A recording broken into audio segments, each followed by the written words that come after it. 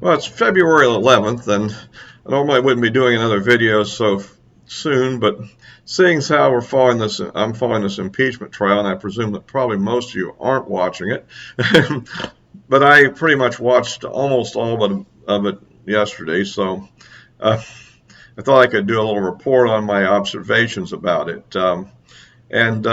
Basically, I think that what we have is a very deceptively presented kind of slick presentation, and we'll see ultimately what happens and what comes out.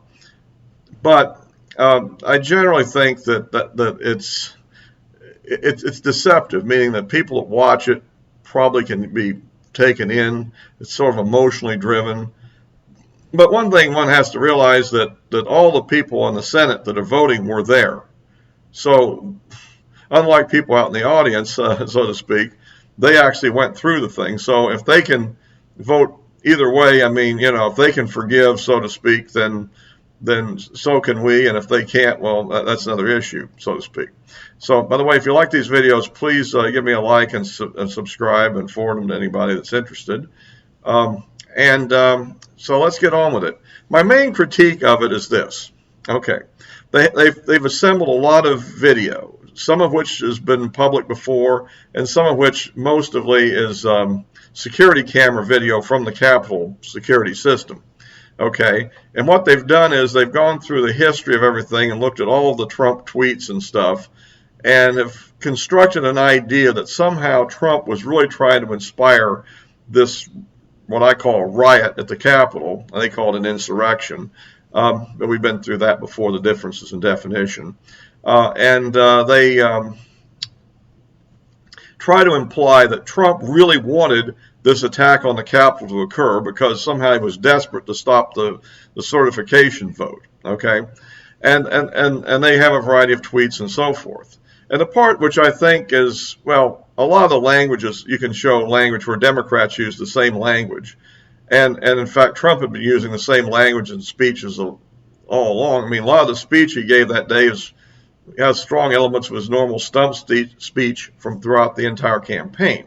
So it isn't anything novel or new. But the idea was that somehow the real clincher at the end is the idea that even as it was happening, Trump was still behind it or something. And what they try to do is look at the idea of, okay, they try to ignore the fact or downplay the fact that the attack was going on while Trump was still speaking, which it was. And in fact, it was led by a lot of elements such as Proud Boys and various militia type groups. And there's probably even a few others involved too as provocateurs. I mean, we know at least one BLM person that was in there, who was making all kind of inflammatory comments. And we don't know if there were any others or not. But the point is, not to get off on that so much, but what they will do then is say, well, at 1:43 or something like that on the exact time, while the riot was happening, Trump released this video of his speech on the Twitter feed. So somehow Trump was totally, not involved. Well, just a second now. I mean, it takes time to upload one of these videos onto YouTube, and I believe it was a YouTube video, I think. I'll have to check and see on that.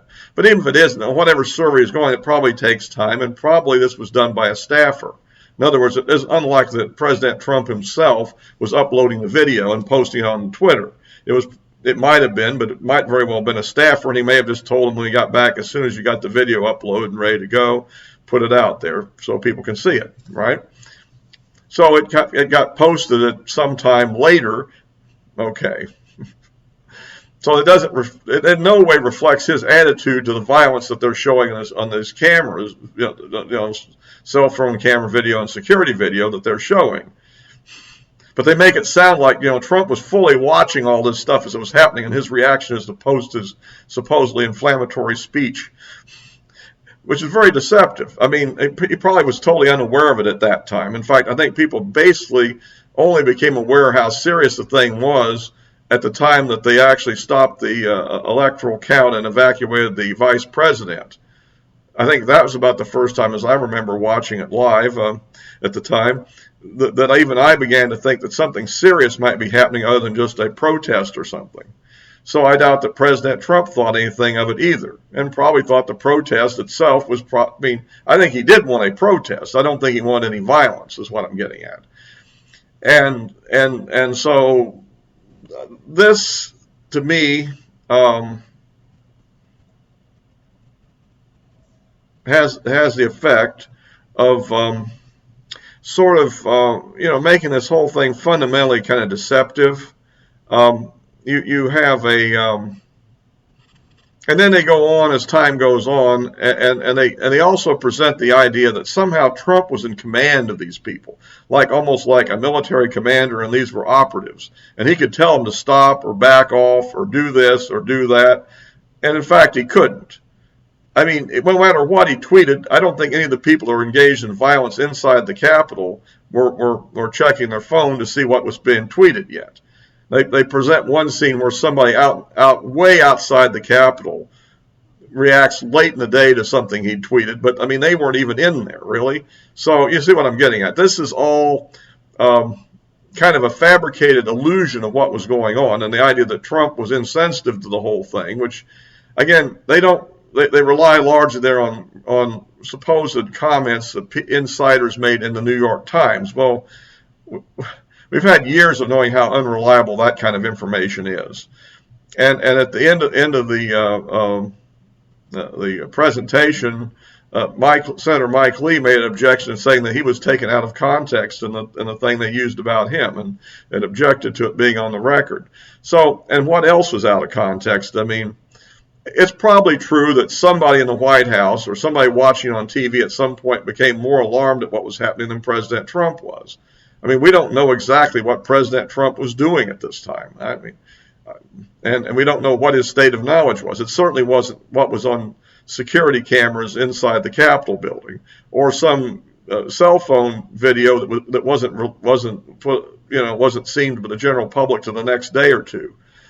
I mean, a lot of this stuff was eventually posted on the internet and so forth and shown on TV, but it wasn't real time as it was happening the way they're presenting it. And so we really don't know exactly what was going on inside, Trump's thinking at the time. And I think that's a big objection I have to why I say it's basically deceptive. Because nobody's denying that this was an out-of-control riot, and it was a very bad thing. And the fact that there were some narrow escapes of various people and so forth, well, that's to be expected in a situation where we have a complete security breakdown at the Capitol. In fact, I think the real question is they keep going on also about how that Trump was well aware of what these groups were doing because they were closely following it. Again, what evidence do they have for that they knew this? Or that they took it seriously. I mean, it's like every public figure that gets in some major controversy almost always has all these death threats and other threats that they have. And almost 99% of them or more, 99.9% of them never materialize. There never is an actual attack made. Okay?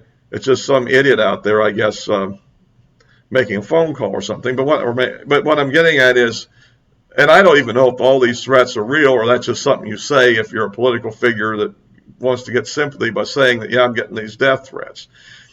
I assume they are getting them, but because there's a large population in this country, and there's certainly a lot of screwballs out there, okay?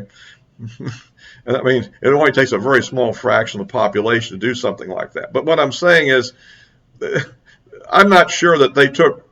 Nothing like this ever happened at any Trump rally before that. Almost all the violence at any Trump event before that was perpetrated and initiated by the left, and if there was any other counter violence, it was reactionary. It wasn't proactive. So I think that you have to take that into account when you look at this sort of thing, and that's my general reaction to the lengthy presentation, which I think became redundant at some point. I hate to think what all the senators are thinking having to sit through this stuff, but it's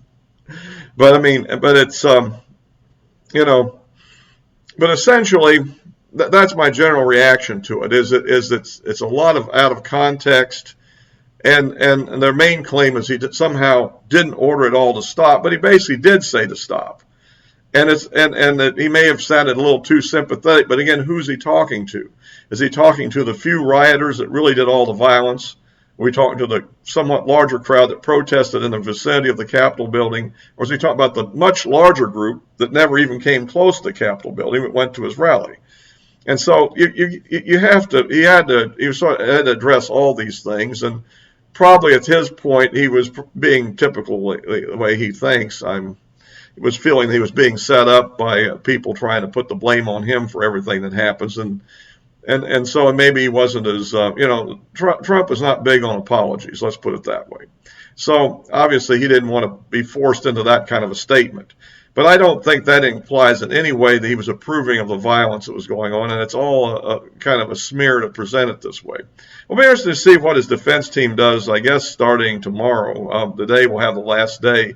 I'm not sure what they're going to do today. I think they'd already kind of made their point by now, but I don't. If you accept their line of reasoning, you've got it now. And what we're missing is any real under oath testimony of the people that are involved. But that gets into the question: are they going to go for witnesses, or are they just going to vote? And that I don't know yet either, of course. Well, at any rate, I don't want to make this too long because it's just kind of a follow-up to what we had yesterday. But I thought it was kind of important, in my opinion, to just kind of put my reactions on the record. All for now.